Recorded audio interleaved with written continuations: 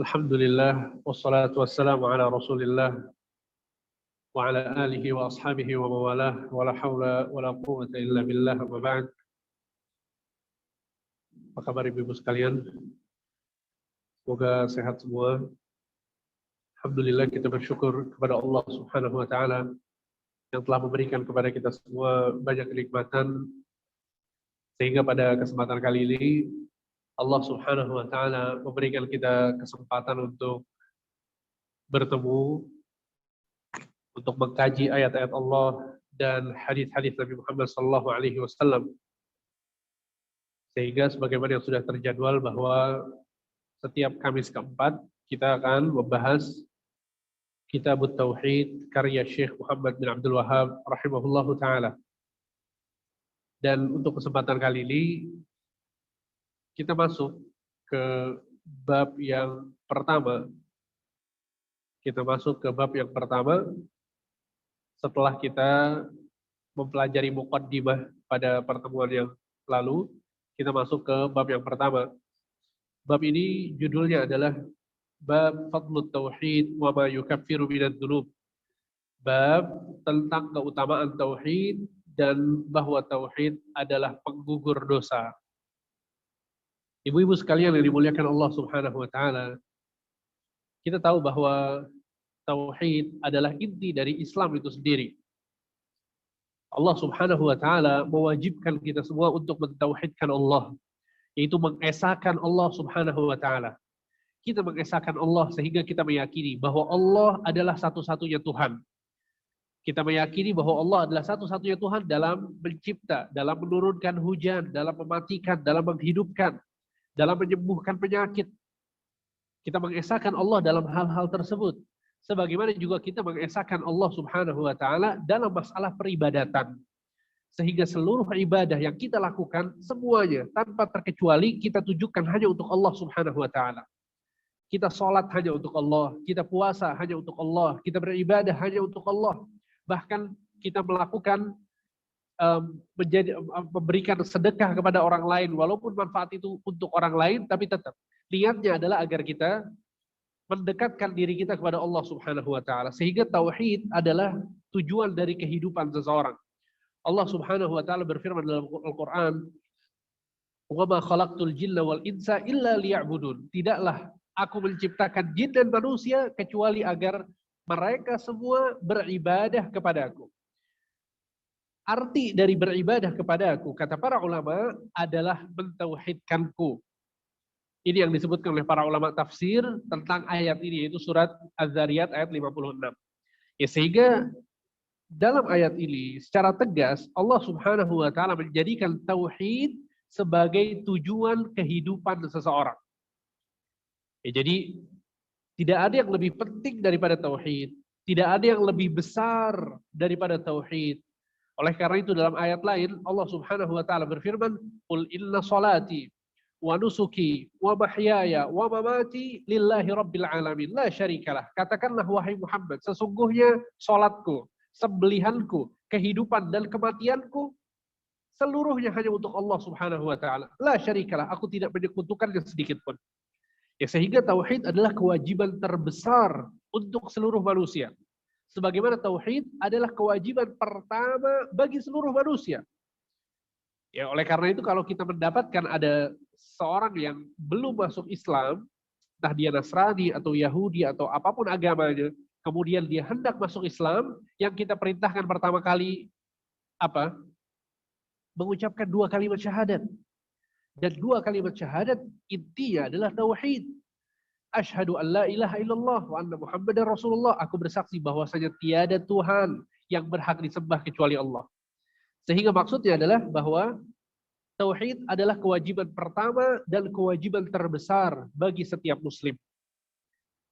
Ternyata tauhid bukan cuma kewajiban pertama dan terbesar. Ternyata Allah Subhanahu wa taala menjanjikan untuk orang-orang yang bertauhid dengan ganjaran-ganjaran yang sangat besar. Ada banyak ganjaran besar di balik seseorang yang bertauhid dan mentauhidkan Allah Subhanahu wa taala. Kita akan bahas pada kesempatan kali ini. penulis menyebutkan 5 dalil pada bab yang pertama ini. Dalil yang pertama adalah menjelaskan keutamaan tauhid yang pertama, yaitu bahwa tauhid menjadikan seseorang mendapatkan keamanan dan hidayah. Ya, silahkan dicatat. Ini adalah ganjaran tauhid yang pertama. Itu orang yang mentauhidkan Allah akan mendapatkan keamanan dan hidayah dari Allah Subhanahu wa taala. Dalilnya adalah sebagaimana yang disebutkan oleh penulis, yaitu surat Al-An'am ayat 82. Allah Subhanahu wa taala berfirman, "Alladzina amanu wa lam yalbisu imanahum bidzulmin ulaika lahumul amnu wa hum muhtadun." Orang-orang yang beriman dan tidak menodai keimanannya dengan kezaliman, mereka itulah orang-orang yang mendapatkan keamanan dan merekalah orang-orang yang mendapatkan hidayah. Lihat konteks ayat ini, kata Allah Subhanahu wa taala, yang mendapatkan keamanan dan mendapatkan hidayah adalah orang-orang yang beriman dan imannya tidak dinodai dengan kezaliman. Pada saat ayat ini turun, disampaikan oleh Nabi Shallallahu Alaihi Wasallam kepada para sahabatnya, maka ada seorang sahabat yang bertanya kepada Nabi, "Wahai Rasulullah, ayyuna lam yadhlim nafsahu?" Siapa di antara kita yang tidak berbuat kezaliman? Ya, sehingga para sahabat merasa kecil hati ketika disebutkan bahwa yang mendapatkan keamanan dan hidayah adalah orang-orang yang keimanan itu tidak tercampur dengan kezaliman. Ya. Paham ya? Mereka kecil hati dengan hal tersebut. Sehingga sahabat itu mengatakan, ayyuna lam yadhlim nafsahu? Siapa di antara kita yang nggak pernah berbuat zalim? Maka sangat sulit untuk mendapatkan keutamaan ini. Sehingga Nabi SAW kemudian menjelaskan bahwa maksud dari kezaliman di ayat ini, kata Nabi SAW, adalah kesyirikan. Innama huwa syirku, kata Nabi. Sesungguhnya kezaliman dalam ayat ini adalah kesyirikan. Ya, kemudian kata Nabi SAW, alam tasma'u qaulal abdi salih, tidakkah kalian tidak mendengar perkataan seorang yang soleh, maksudnya Luqman, illa syirka la zulmun azim, sesungguhnya kesyirikan adalah kezaliman yang besar. Ya, sehingga ini adalah tafsiran dari surat Al-An'am ayat 82. Bahwa orang yang beriman dan keimanannya tidak dinodai dengan kezaliman, apa maksud kezaliman di sini? Kesyirikan, maka dia akan mendapatkan keamanan dan hidayah dari Allah Subhanahu wa taala. Ya, tentu maksud dari keamanan di sini adalah keamanan di dunia dan keamanan di akhirat. Keamanan di dunia agar dia terus berada di atas hidayah, dijaga oleh Allah Subhanahu wa taala, dan keamanan di akhirat dia akan aman dari azab Allah Subhanahu wa taala. Dia akan aman dari api neraka ketika dia memiliki tauhid yang benar. Ya, dan ini adalah surat Al-An'am ayat 82. Ya, untuk memahami ayat ini lebih dalam, coba kita lihat ayat-ayat sebelumnya. Kita lihat ayat-ayat sebelumnya. Kita lihat surat Al-An'am ayat 75, 76, 77 sampai 85. Di ayat-ayat ini Allah Subhanahu wa taala menjelaskan tentang apa yang terjadi antara Nabi Ibrahim alaihissalam dengan kaumnya. Apa yang terjadi antara Nabi Ibrahim alaihissalam dengan kaumnya.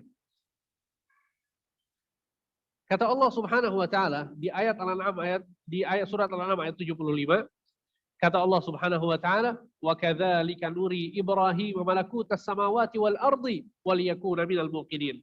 Dan demikianlah kami perlihatkan kepada Ibrahim tanda-tanda keagungan kami yang terdapat di langit dan di bumi, dan kami memperlihatkannya agar ia termasuk orang-orang yang yakin.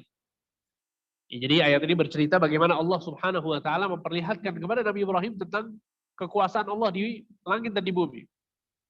Kemudian ayat yang berikutnya, kata Allah Subhanahu wa taala, "Falamma janna 'alaihi al-lailu ra'a kaukaba."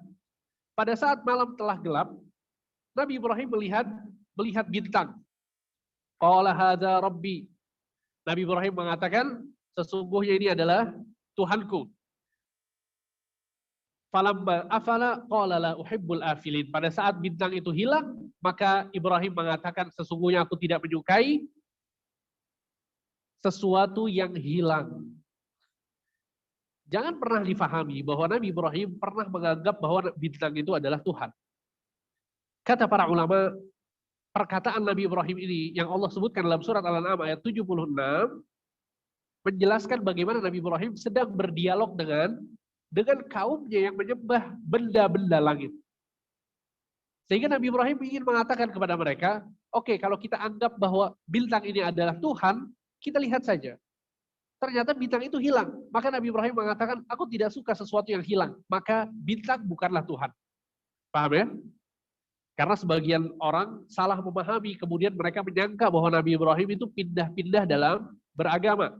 Nabi Ibrahim terkadang menyembah bintang, bulan, matahari, tidak. Nabi Ibrahim tidak pernah berbuat kesyirikan seumur hidupnya sekalipun.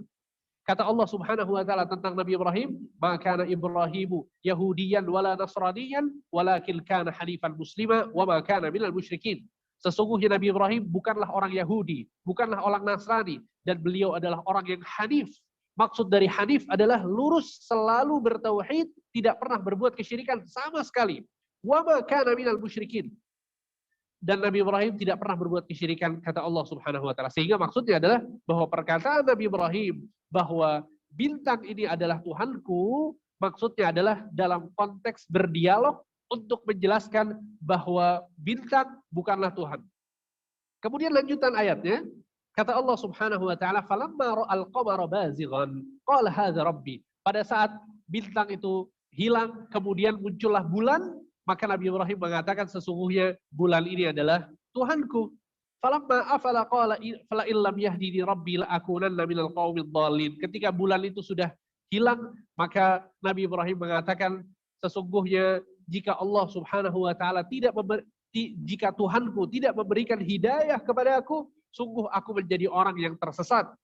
Kemudian falamma ra'a asy-syamsa bazighatan qala hadza rabbi hadza akbar. Pada saat matahari itu terbit, maka Nabi Ibrahim mengatakan, sesungguhnya ini adalah Tuhanku, ini lebih besar. Maksudnya lebih besar daripada bulan dan bintang. Falamma afalat, pada saat matahari itu hilang, maksudnya terbenam, qala, maka Nabi Ibrahim pun mengatakan, ya qaumi, wahai kaumku, inni bari'un mimma tusyrikun. Sesungguhnya aku berlepas diri dari kesyirikan-kesyirikan yang kalian lakukan. Lihat. Ini cara Nabi Ibrahim dalam berdialog kepada orang-orang yang menyembah benda-benda langit. Beliau menjelaskan bahwa bintang muncul nanti hilang. Bulan juga demikian, nanti muncul nanti hilang. Begitu juga dengan matahari, dia terbit dan terbenam. Maka Nabi Ibrahim pun mengatakan, inni bari'un mimma tusyrikun. Sesungguhnya aku berlepas diri dari kesyirikan yang kalian lakukan. Apa kata Nabi Ibrahim kemudian? Inni wajjahtu wajhiya lilladzi fataras samawati wal arda hanifan wa ma ana minal musyrikin. Sesungguhnya aku menghadapkan diriku kepada Tuhan yang menciptakan langit dan bumi dengan selalu menuju agama yang benar, dan aku bukanlah orang-orang yang melakukan kesyirikan kepada Allah Subhanahu wa taala. Kemudian Allah Subhanahu wa taala melanjutkan dengan mengatakan wahajjahu qaumuh. Dan Nabi Ibrahim dibantah oleh kaumnya. Qala atuhajjuni fillahi wa qad hadan. Apakah kalian membantahku terhadap apa yang aku telah jelaskan tentang Allah Subhanahu wa taala? Dan Allah Subhanahu wa taala telah memberikan hidayah kepadaku. Wala akhafu ma tusyrikuna bihi illa ayyasha rabbi syai'a. Sesungguhnya aku tidak takut malapetaka dari sesembahan-sesembahan kalian.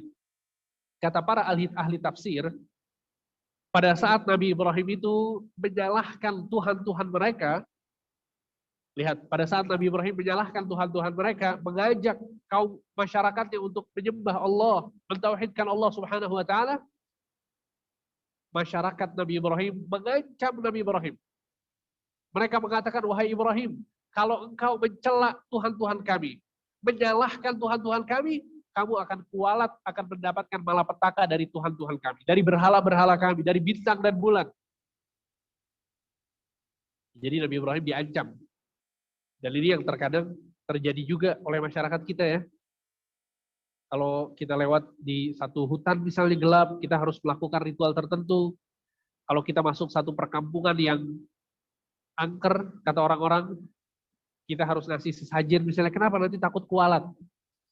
Takut penunggu kampungnya atau penunggu gunungnya atau pemilik hutannya nanti marah. Akhirnya sebagian orang melakukan hal-hal ritual yang berbau kesyirikan karena takut kualat dan terkena malapetaka. Nah, ternyata Nabi Ibrahim pun diancam dengan ancaman yang sama. Ya, orang-orang musyrikin yang berbuat kesyirikan di zaman Nabi Ibrahim itu mengancam Nabi Ibrahim bahwa dia akan terkena malapetaka. Apa kata Nabi Ibrahim? Wala akhafu ma tusyrikuna bihi illa ayyasha rabbi syai'a. Sesungguhnya aku tidak takut terkena malapetaka dengan Tuhan-Tuhan kalian. Kecuali jika Tuhanku yang mengizinkan. Allahu Akbar. Lihat tauhid. Percayanya cuma sama Allah. Nggak takut sama apapun. Walaupun masyarakat semuanya mengatakan bahwa itu berbahaya. Kalau itu adalah bukan Tuhan, tidak bisa memberikan manfaat dan mudarat, maka kita nggak perlu takut. Dan ini yang dikatakan oleh Nabi Ibrahim alaihissalam. Kemudian kata Nabi Ibrahim, wasi'a rabbi kulla syai'in ilma afala tatadzakkarun. Sesungguhnya pengetahuan Tuhanku, maksudnya Allah, meliputi segala sesuatu. Maka apakah kalian tidak dapat mengambil pelajaran darinya? Wa kaifa akhafu ma asyraktum wa la takhafuna annakum asyraktum billah ma lam yunzil bihi alaikum sultana fa ayyul fariqaini ahaqqu bil amni in kuntum ta'lamun. Kemudian Nabi Ibrahim mengatakan kepada masyarakat yang tinggal bersama beliau, orang-orang yang berbuat kesyirikan, beliau mengatakan bagaimana aku takut kepada sesembahan-sesembahan kalian padahal kalian tidak takut untuk melakukan kesyirikan kepada Allah. Allahu Akbar. Ini kata-kata luar biasa dari Nabi Ibrahim. Sebagian orang takut kualat sama Nyi Roro Kidul, sama pocong, sama apapun itu, setan-setan yang tersebar di masyarakat kita. Ya, sebagian orang datang ke gunung misalnya takut kualat, takut. Dia takut kepada Tuhan-Tuhan selain Allah, takut kepada makhluk, ya, takut kualat, tapi nggak takut berbuat syirik kepada Allah Subhanahu wa taala. Paham ya? Kita seharusnya lebih takut lagi ketika kita berbuat syirik kepada Allah. Kita harusnya takut untuk meyakini bahwa ada selain Allah yang memberikan manfaat. Atau ada selain Allah yang bisa memberikan mudarat. Itu yang seharusnya kita khawatir. Ya. Jangan kemudian kita malah khawatirnya, takutnya dalam perkara-perkara yang merupakan ilusi. Tidak ada hakikatnya sama sekali. Bahkan itu termasuk dari kesyirikan kepada Allah Subhanahu wa taala. Ini yang dikatakan oleh Nabi Ibrahim. Kalian mengancamku untuk takut terhadap Tuhan-Tuhan kalian supaya nggak dapat malapetaka. Kata Nabi Ibrahim, fakaifa ya wa kaifa akhafu ma asyraktum, bagaimana aku takut kepada Tuhan-Tuhan sesembahan kalian, wala takhafuna annakum asyraktum billah, akan tapi kalian tidak takut untuk berbuat syirik kepada Allah. Ma lam yunzil bihi alaikum sultana, ya, kesyirikan yang tidak pernah Allah perintahkan. Fa ayyul fariqaini ahaqqu bil amni in kuntum ta'lamun. Kemudian Nabi Ibrahim mengatakan, dan ini inti dari kisah yang kita sampaikan. Apa kata Nabi Ibrahim?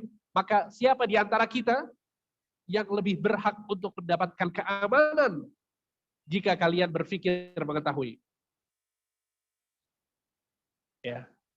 Jadi ini yang berbuat syirik, nggak mau dapat malapetaka dari Tuhannya. Nabi Ibrahim tetap mengingkari kesyirikan itu. Karena berharap keamanan dari siapa? Keamanan dari Allah. Karena malapetaka itu dari Allah. Kata Nabi Ibrahim, maka siapa yang lebih berhak untuk mendapatkan keamanan? Di ayat berikutnya, baru kemudian Allah menjelaskan apa yang tadi kita baca di awal. Kata Allah Subhanahu wa taala, alladzina amanu, orang-orang yang beriman, walam yalbisu imanahu bidzulmin, dan keimanan itu tidak dinodai dengan kesyirikan, ulaika lahumul amnu wa hum muhtadun, maka mereka akan mendapatkan keamanan dan mereka akan mendapatkan hidayah. Allahu Akbar. Paham konteksnya ya? Kalau kita baca hanya Al-An'am ayat 82 kita paham, tapi kita lebih paham lagi ketika kita membaca tentang kisah Nabi Ibrahim. Jadi Nabi Ibrahim merasa bahwa keamanan itu dari Allah Subhanahu wa taala.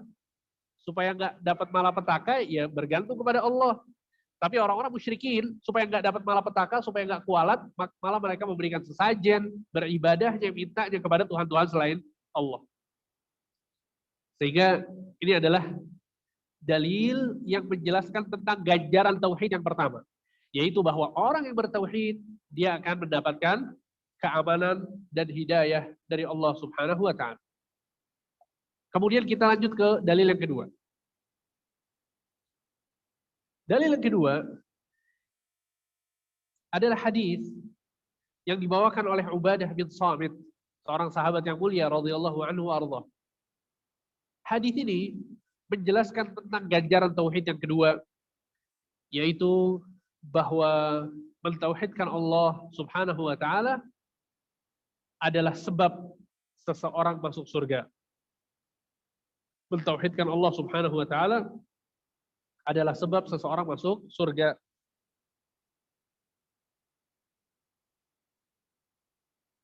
Nabi Shallallahu Alaihi Wasallam bersabda, "Man syahida an la ilaha illallah wahdahu la syarikalah, wa anna Muhammadan abduhu wa rasuluh." Barang siapa yang bersaksi bahwasanya tiada Tuhan yang berhak disembah kecuali Allah saja, tidak menyekutukannya sedikit pun, dan bahwasanya Muhammad Shallallahu Alaihi Wasallam adalah hamba-Nya dan Rasulnya. Wa anna Isa Abdullahi wa Rasuluh, dan bahwasanya Nabi Isa adalah hamba Allah dan utusannya. Wa kalimatuhu alqaha ila Maryam wa ruhun min, dan bahwa Isa adalah kalimatnya Allah yang Allah ucapkan kepada Maryam serta ruh yang Allah ciptakan.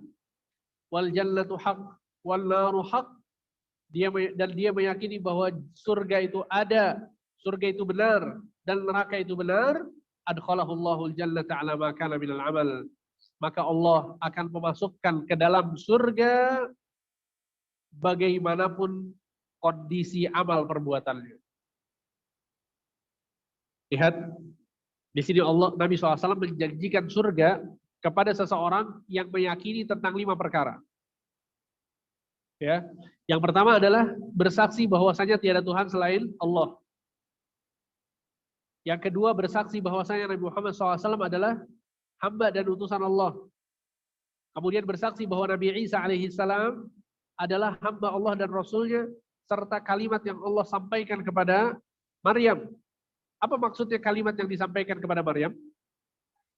Maksudnya adalah perkataan kun. Perkataan kun. Karena Allah Subhanahu wa Ta'ala mengatakan, "Idza arada syai'an qala lahu kun fayakun." Jika Allah Subhanahu wa Ta'ala menginginkan sesuatu, maka Allah akan mengucapkan kun, jadilah, maka dia akan terjadi. Nah, di antara Nabi Isa alaihissalam. Baik, sehingga itu adalah keyakinan yang ketiga. Kemudian yang keempat, bahwa surga itu benar. Yang kelima, bahwa neraka itu benar. Kata Nabi SAW, yang meyakini 5 perkara ini, maka Allah akan memasukkan orang tersebut ke dalam surga bagaimanapun kondisi amalnya. Bagaimanapun kondisi amalnya. Ini menunjukkan bahwa perkara tauhid, perkara keyakinan yang ada di dalam hati itu lebih penting daripada kuantitas amalan yang kita lakukan. Sebanyak apapun amal kita lakukan, kita sering sholat, sering puasa, sering beribadah, sering bersedekah. Tapi kalau tauhid kita nggak benar, kita masih suka datang ke dukun, kita percayanya sama selain Allah, kita berdoa kepada selain Allah, maka itu percuma. Sebanyak apapun amal kita, maka itu akan percuma ketika kita masih berbuat kesyirikan. Ya, karena kesyirikan itu bisa menghapuskan amalan-amalan soleh.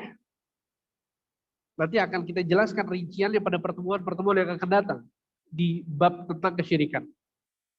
Ya, maksudnya adalah bahwa walaupun amalan seseorang itu sedikit, tapi kalau tauhidnya baik, maka dia akan pasti masuk surga. Pasti masuk surga. Ini adalah janji dari Rasulullah Shallallahu Alaihi Wasallam dalam hadis yang baru saja kita sebutkan. Sehingga dalil ini, hadis ini yang dibawakan oleh penulis adalah dalil yang menjelaskan bahwa orang yang bertauhid pasti masuk surga. Ya. Kemudian kita lanjut ke dalil yang ketiga. Dalil yang ketiga ini menjelaskan tentang bahwa orang yang bertauhid akan diharamkan oleh Allah Subhanahu wa taala untuk masuk neraka. Orang yang bertauhid akan diharamkan oleh Allah Subhanahu wa taala untuk masuk neraka. Imam Bukhari dan Imam Muslim meriwayatkan dari Itban bahwa Rasulullah SAW bersabda, "Fa innallaha harrama 'alal nari man qala la ilaha illallah yabtaghi bidzalika wajhallah." Sesungguhnya Allah Subhanahu wa taala mengharamkan neraka, lihat, Allah mengharamkan neraka bagi orang-orang yang mengucapkan la ilaha illallah dengan ikhlas dan hanya mengharapkan wajah Allah Subhanahu wa taala. Dan ini kabar gembira yang luar biasa kepada ahlu tauhid. Orang-orang yang senantiasa membersihkan dirinya dari kesyirikan. Tidak mau terjerumus ke dalam kesyirikan. Selalu berusaha untuk mentauhidkan Allah Subhanahu wa taala. Ini kabar gembira untuk mereka. Bahwa Allah mengharamkan neraka bagi mereka. Allahu Akbar. Ini adalah ganjaran yang sangat besar yang dijanjikan oleh Rasulullah SAW kepada seseorang yang senantiasa mentauhidkan Allah Subhanahu wa taala. Dan para ulama menjelaskan bahwa maksud dari diharamkan baginya neraka ini terbagi menjadi dua. Yang pertama adalah pada saat seseorang diharamkan masuk neraka secara mutlak. Jadi dia nggak masuk neraka sama sekali. Diharamkan baginya neraka secara mutlak. Ya, ini yang disebut dengan at-tahrimul mutlak, yaitu pengharaman masuk neraka secara mutlak. Jadi dia nggak menyentuh neraka sama sekali. Dan macam yang kedua adalah mutlakut tahrim, yaitu ketika seseorang diharamkan oleh Allah untuk kekal di neraka. Ya, ketika seseorang diharamkan oleh Allah Subhanahu wa taala untuk kekal di neraka. Jadi walaupun seseorang itu bertauhid, kalau dia bergelimang dosa, itu masih ada kemungkinan bahwa dia akan diadab di neraka. Tapi tidak mungkin dia selama-lamanya di neraka, tidak mungkin. Paham ya? Oleh karena itu dalam sebuah hadis Nabi SAW mengatakan, yadkhulu aqwamun yadkhulun naru aqwamun min ahli tauhid. Sesungguhnya akan ada orang-orang yang masuk neraka, mereka adalah ahlu tauhid. Ya maksudnya adalah mereka masuk neraka atas dosa-dosa yang mereka lakukan. Ya sehingga kita walaupun kita berusaha untuk bertauhid, tapi kita nggak boleh ya meremehkan dosa. Nggak boleh meremehkan dosa. Karena sekali lagi bahwa ada orang-orang yang merupakan ahlu tauhid, tapi mereka masuk neraka terlebih dahulu, walaupun akhirnya mereka akan keluar dari neraka dan ujung-ujungnya adalah masuk surga. Ya sehingga ini maksud dari pengharaman orang yang bertauhid masuk neraka. Yang pertama adalah pengharaman secara mutlak, jadi dia tidak masuk neraka sama sekali. Dan yang kedua adalah pengharaman yang sifatnya pengharaman terhadap kekalnya dia di neraka. Seperti itu. Sehingga itu adalah ganjaran yang ketiga. Yang kemudian keempat,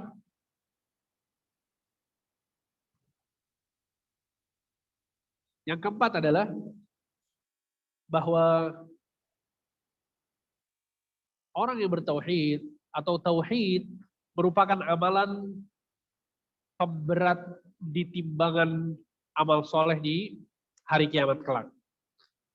Ya, tauhid merupakan amal soleh yang paling berat di timbangan kelak di hari kiamat. Ya, tauhid merupakan amal soleh yang paling berat di timbangan hari kiamat kelak.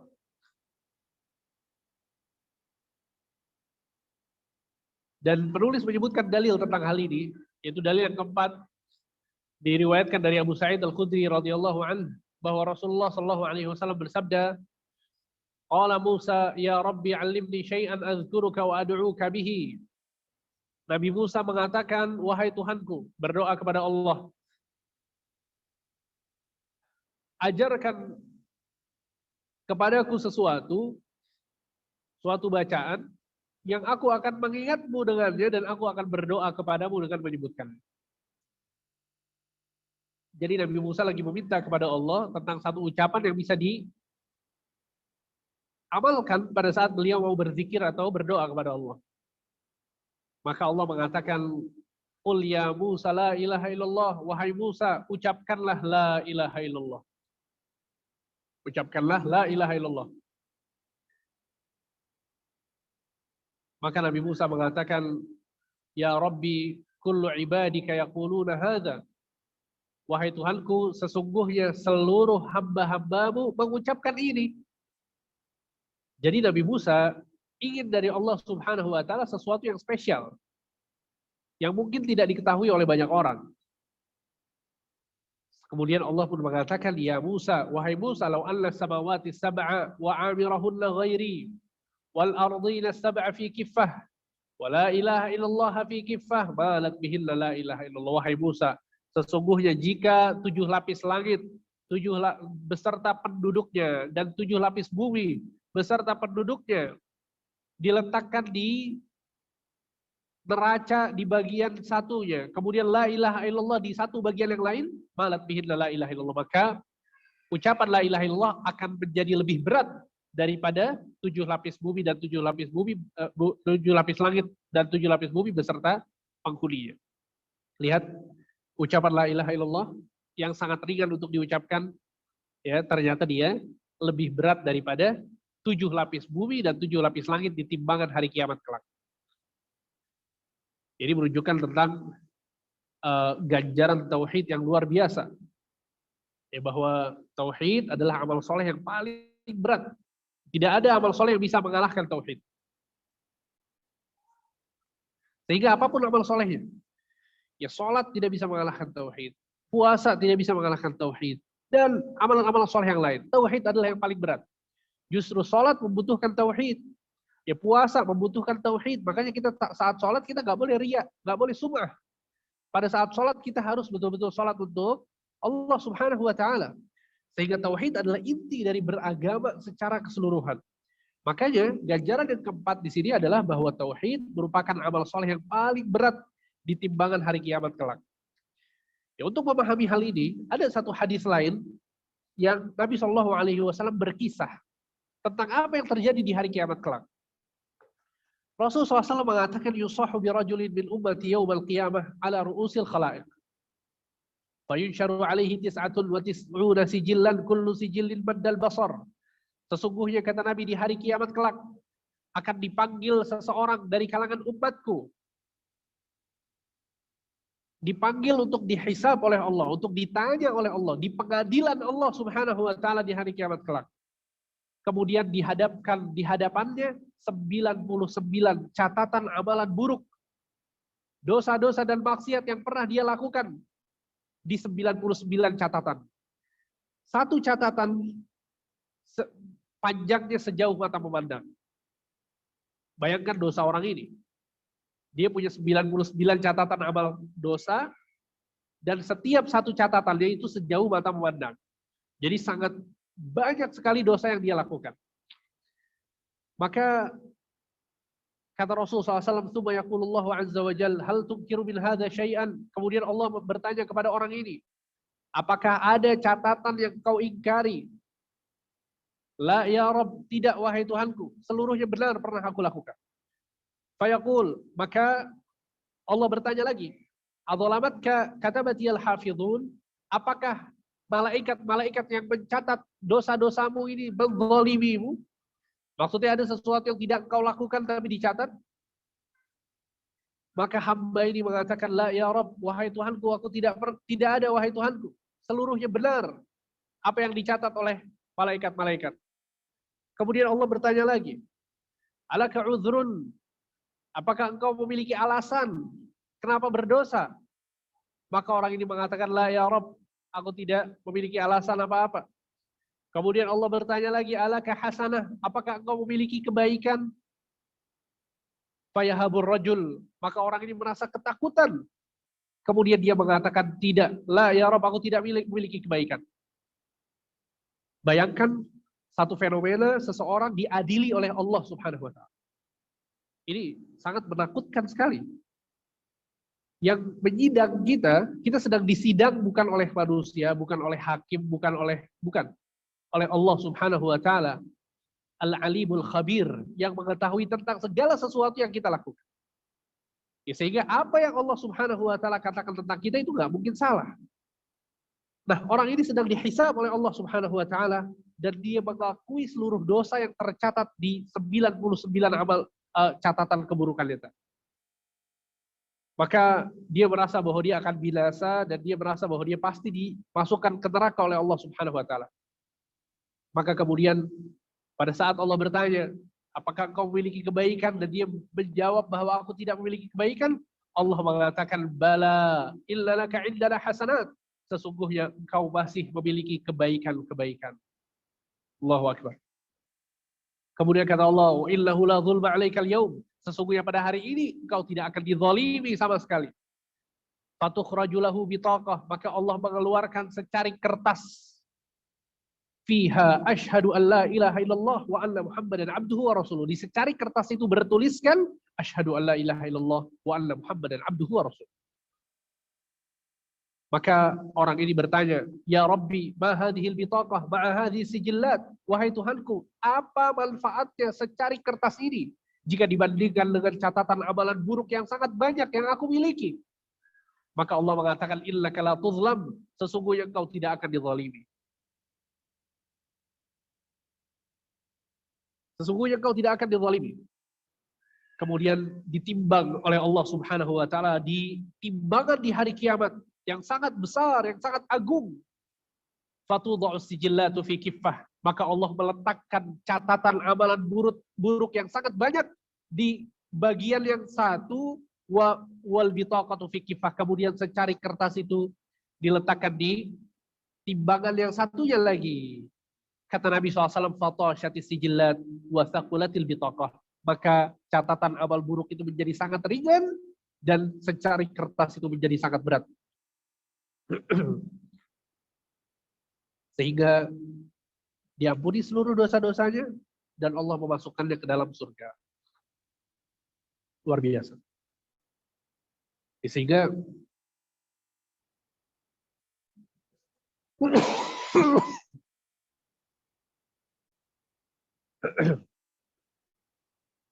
ketika kita mendengar hadis ini, jangan kemudian kita malah meremehkan dosa. Sebagian orang salah paham dengan hadis ini. Nabi Shallallahu Alaihi Wasallam menyampaikan hadis ini bukan agar kita bermalas-malasan, bukan. Tapi Nabi SAW sedang menjelaskan tentang betapa besarnya ganjaran tauhid. Seseorang yang bertauhid itu timbangannya di hari kiamat sangat berat. Dan kita berbicara tentang tauhid yang tidak tercampur dengan kesyirikan. Sehingga kita nggak bisa mengklaim bahwa diri kita tauhidnya sudah benar, bahwa kita nggak berbuat syirik, kita nggak tahu. Makanya Nabi Ibrahim alaihissalam mengatakan, wajnubni wa baliya an na'budal asnam. Ya Allah, jauhkanlah diriku dan keturunanku dari menyembah berhala. Lihat bagaimana Nabi Ibrahim alaihissalam berdoa kepada Allah karena beliau merasa khawatir terjerumus dalam kesyirikan. Paham ya? Jadi jangan sampai kemudian kita memahami hadis ini lantas kita mudah-mudahan dalam berdosa, tidak. Justru kita khawatir, bisa jadi tauhid kita belum beres. Bisa jadi kita masih berbuat kesyirikan, kita nggak tahu. Sehingga Nabi Muhammad SAW juga senantiasa berdoa kepada Allah agar dijauhkan dari perbuatan syirik. Maksudnya adalah bahwa tidak ada orang yang bisa merasa aman dari kesyirikan, nggak ada. Ya, sehingga kita tetap menjaga tauhid kita dan senantiasa menjauh dari dosa-dosa yang bisa mengurangi kadar tauhid kita. Ya, sehingga hadis ini adalah dalil yang menjelaskan bahwa tauhid merupakan amal soleh yang paling berat timbangannya di hari kiamat kelak. Kemudian dalil yang kelima, dan dalil yang kelima ini sekaligus menjelaskan tentang ganjaran tauhid yang kelima, yaitu bahwa tauhid bisa menghapuskan dosa-dosa walaupun sebanyak isi bumi. Allahu Akbar. Di bawah tauhid itu adalah amal soleh yang bisa menghapuskan dosa-dosa walaupun dosa-dosa tersebut sepenuh isi bumi.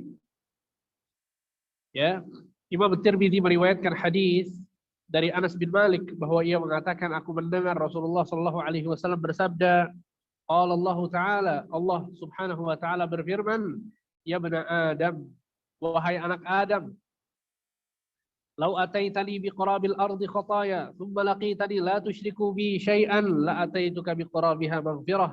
Wahai anak Adam, jika engkau datang kepadaku dengan membawa dosa sepenuh bumi, dan engkau ketika mati dalam keadaan tidak menyekutukanku sama sekali, maka pasti aku akan datang kepadamu dengan membawa ampunan sepenuh bumi pula.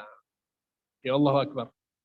Lihat ya, hadis ini secara tegas menjelaskan bahwa Allah Subhanahu wa taala akan menghapuskan dosa hambanya yang sepenuh isi bumi dengan syarat dia tidak berbuat syirik sedikit pun. Dengan syarat dia tidak berbuat syirik sedikit pun. Ya, sehingga jaga tauhid kita. Jangan sampai kita berbuat kesyirikan, jangan sampai kita menyentuh kesyirikan, bahkan jangan sampai kita mendekat kepada kesyirikan. Apapun yang jelas itu adalah kesyirikan, maka tinggalkan. Jauhi, jangan pernah mendekat. Apapun bentuknya. Baik bentuknya adalah datang ke seorang dukun, tukang sihir, atau menggunakan jimat, atau percaya kepada ramalan-ramalan, atau suka menyembelih untuk selain Allah, berdoa kepada selain Allah, apapun bentuk kesyirikannya. Bersihkan diri kita dari kesyirikan. Jika kita ingin mendapatkan 5 ganjaran besar yang tadi kita pelajari. Yang pertama, apa tadi ganjaran yang pertama? Tauhid adalah sebab seseorang mendapatkan keamanan dan hidayah. Kemudian yang kedua, bahwa orang yang bertauhid, dia dijanjikan oleh Allah Subhanahu wa taala untuk masuk surga. Kemudian yang ketiga, Allah mengharamkan neraka untuk orang yang bertauhid. Kemudian yang keempat apa? Tauhid merupakan amal soleh yang paling berat di hari kiamat kelak. Dan yang kelima, bahwa tauhid merupakan penghapus dosa walaupun sebanyak isi bumi. Ya, sehingga sekali lagi, pelajari terus tentang tauhid, dan kajian kita setiap bulan ini akan menjelaskan tentang tauhid sedikit demi sedikit. Ya, semakin kitab tauhid ini, ya, kalau kita lihat dari bab yang pertama sampai bab yang ke-66, seluruhnya menjelaskan tentang tauhid dan menjelaskan tentang bahaya kesyirikan, sehingga semoga dengan mempelajari kitab ini kita bisa mengetahui dan mengerti tentang tauhid sebaik-baik mungkin, dan kita bisa mendapatkan ganjaran yang tadi kita sebutkan. Barakallahu fikum. Mungkin hanya ini yang bisa disampaikan, semoga bermanfaat. Wassallallahu ala nabiyina Muhammad wa ala alihi wa sahbihi ajma'in. Kalau ada yang mau bertanya, saya persilahkan ya. Bisa ditulis di kertas.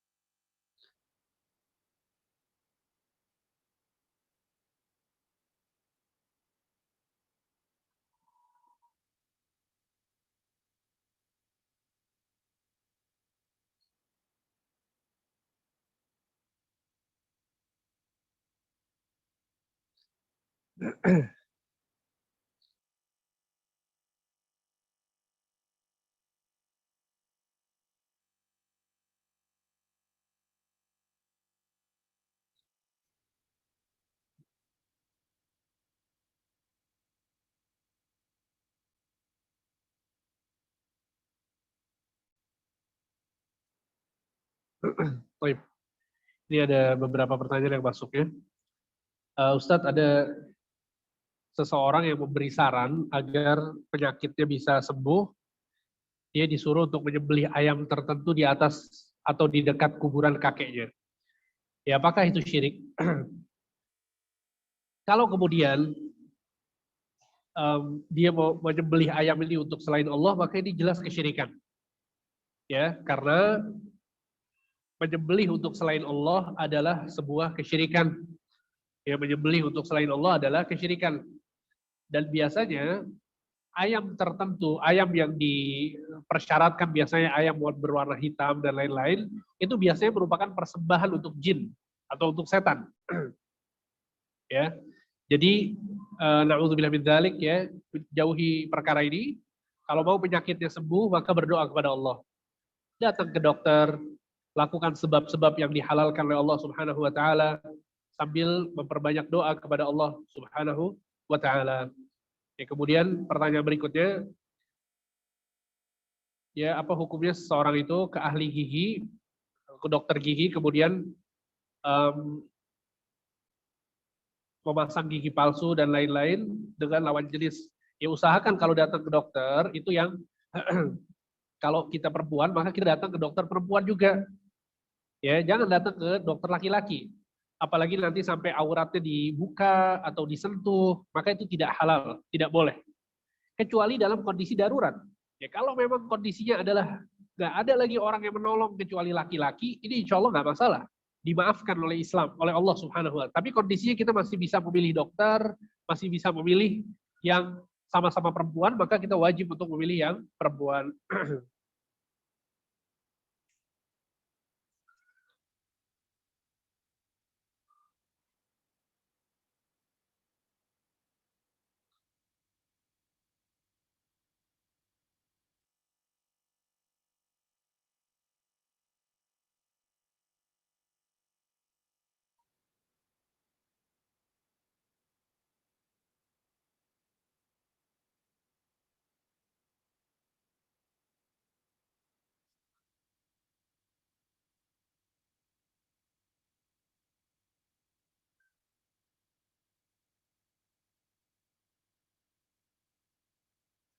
Jadi yang bertanya puasa hari lahir apakah termasuk syirik? Saya nggak tahu ya puasa hari lahir apa maksudnya. Um, Kalau kemudian dia puasanya untuk Allah maksudnya, ya tapi dengan cara bahwa setiap hari ulang tahunnya dia puasa, maka tentu ini perkara yang masuk dalam kategori bid'ah. Ya, jadi melakukan sebuah ritual ibadah yang tidak pernah dianjurkan oleh Allah, tidak pernah dianjurkan oleh Rasulullah SAW, dan ini satu hal yang baru dalam beragama, maka ini disebutnya dengan perkara bid'ah dan bukan kesyirikan. Ya, kalau kesyirikan adalah ketika seseorang memberikan ibadahnya untuk selain Allah. Dia puasa untuk selain Allah, dia sholat untuk selain Allah, dia menyembelih untuk selain Allah, itu yang disebut dengan kesyirikan. Ya, insya Allah kita akan menyebutkan contoh-contoh kesyirikan di kajian-kajian yang berikutnya ya.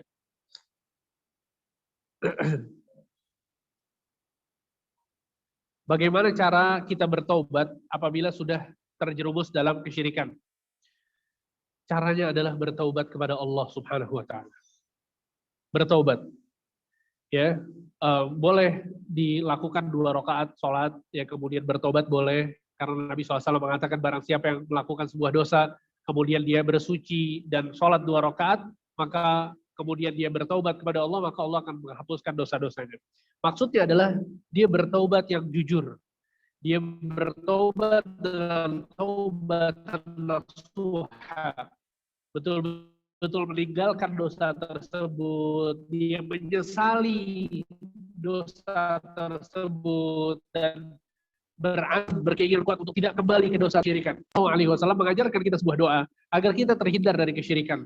Yang doanya adalah Allahumma inni a'udzubika an usyrika bika wa ana a'lam wa astaghfiruka lima la a'lam.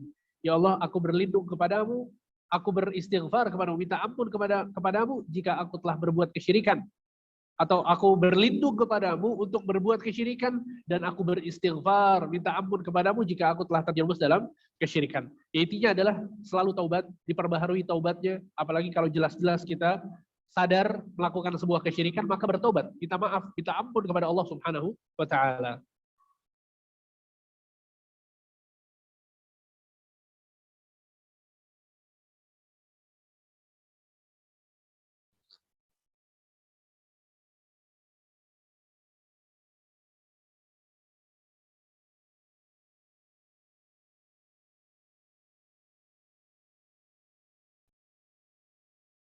Ini ada yang bertanya, apa hukum menunda mandi besar setelah selesai masa haid sampai berhari-hari?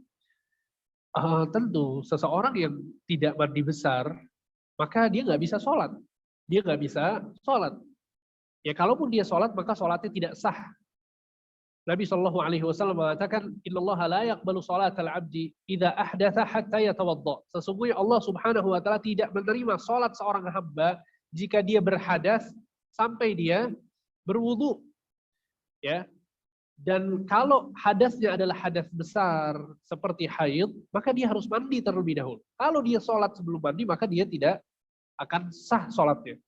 Maka perlu dipahami tentang hal ini. Makanya di situ kita penting untuk belajar fikih tentang haid, tentang nifas. Karena banyak dari kaum muslimat yang terkadang luput ilmu tentang hal ini, padahal itu sangat penting. Ya, sangat berkaitan dengan kehidupan sehari-hari. Dan juga untuk ibu-ibu sekalian yang punya anak perempuan, itu diajarkan dari sejak dini. Ya, pada saat haid apa yang harus dilakukan, bagaimana cara membersihkannya, bagaimana cara sholatnya, ya kapan mulai sholat, kapan meninggalkan sholat. Ini adalah satu hal yang sangat penting untuk dipahami oleh perempuan dan diajarkan kepada anak-anak perempuan.